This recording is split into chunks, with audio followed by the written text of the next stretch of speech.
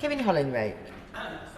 Mr Speaker, it's a pleasure to speak after the honourable friend, the member for Basildon and Billericay, and I agree with many of his comments, particularly on the cladding scandal, which is something I've been involved in as a member of the Select Committee since the 14th of June 2017. I think, so definitely agree we need to go further on that issue.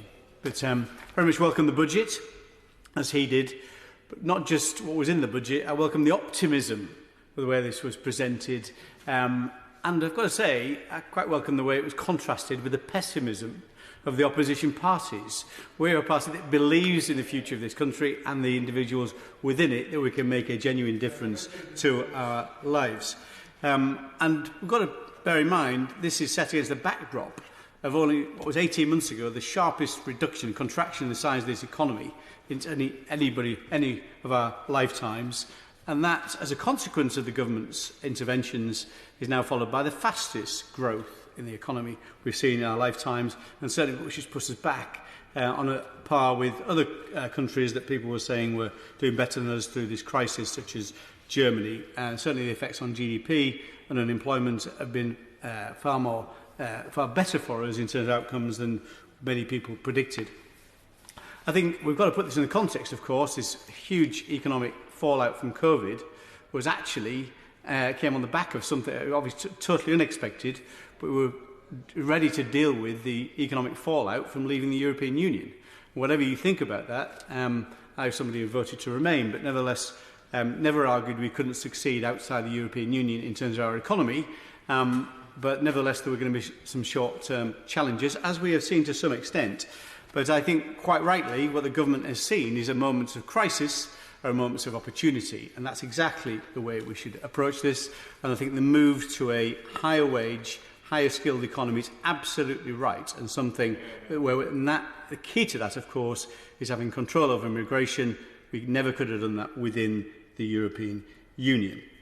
Of course, because of that and because of the COVID crisis, principally because of the COVID crisis, there are some real pinch points in our economy right now.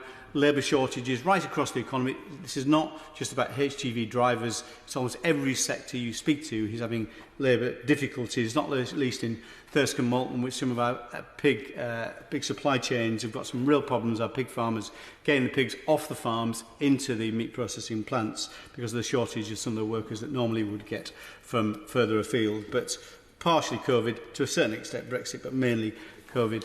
The other big issue I think we've got to confront, and we're going to be dealing with for some time yet, is inflation. And I think the predictions of inflation topping at 4% seem unlikely. So that is going to cause some pressure for people, particularly on low incomes. But nevertheless, both those issues, the labour shortages and inflation, are both short-term issues that will be resolved in time. The longer-term issues we're going to have to deal with are really about demographics, about the ageing population, which obviously is good news. It means we're living longer. The ageing population is going to put huge pressure on the taxpayer. So according to the Office of Budget Responsibility, and not everybody will say they're always accurate, but their central prediction is because of the cost of healthcare, social care and pensions, our debt to GDP ratio, which is currently 100% of GDP, will be 400% by 2060 if we don't change our system of taxation. That is a very frightening thought, I'm sure, for the Treasury, which I think is something they're going to have to deal with, have to confront. And I think the approach they're taking, which is rather than just throwing lots of money at everything and then not even expecting to raise taxes, in fact, criticising tax increases to pay for what we're spending, as we see from the opposition, they're taking a sensible, balanced view, which is balancing the day-to-day payments, but also shifting the burden away from the taxpayer in terms of how people earn money. So it's not subsidised through the tax system, it's employers paying more to employ people and the people who are working keeping more of that money. Hence the universal credit taper, which I absolutely welcome.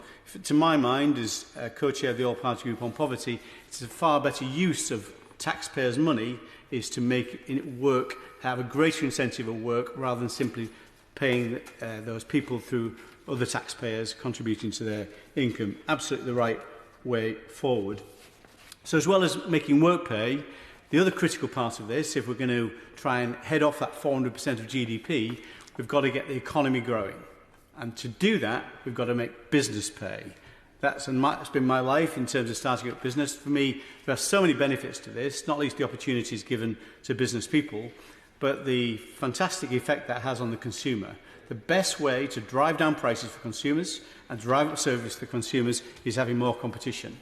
The thing, in my experience, having started a small business that we grew into a larger business, the one thing that makes us more competitive is other competition. That's the key. You want a competitive economic environment.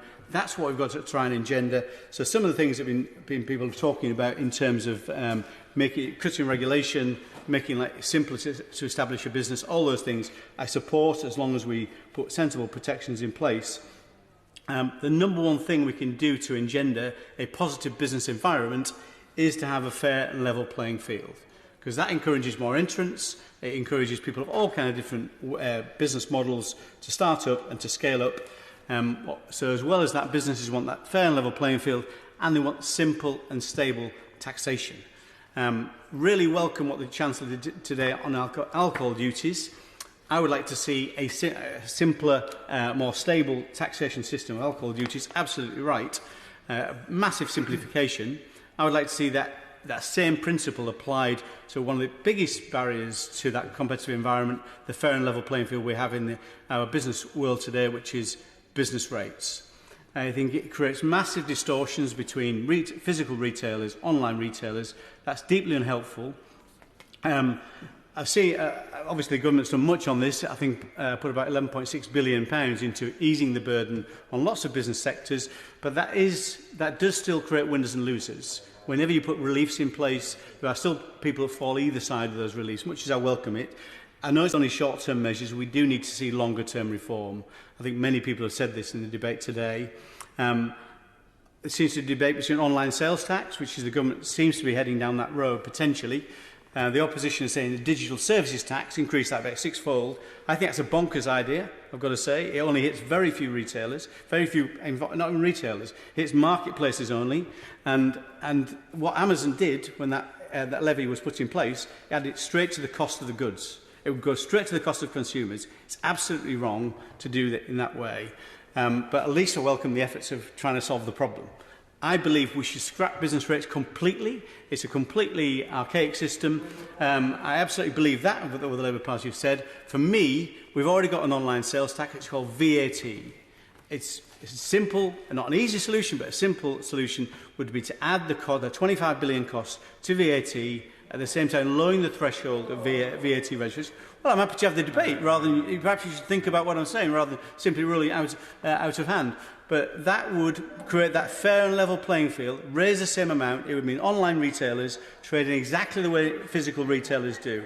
That would be a simple solution to a very thorny problem, but I do sympathise with the Treasury because it is not easy, and so the opposition solution is, to me, totally unworkable. Thank you, Madam.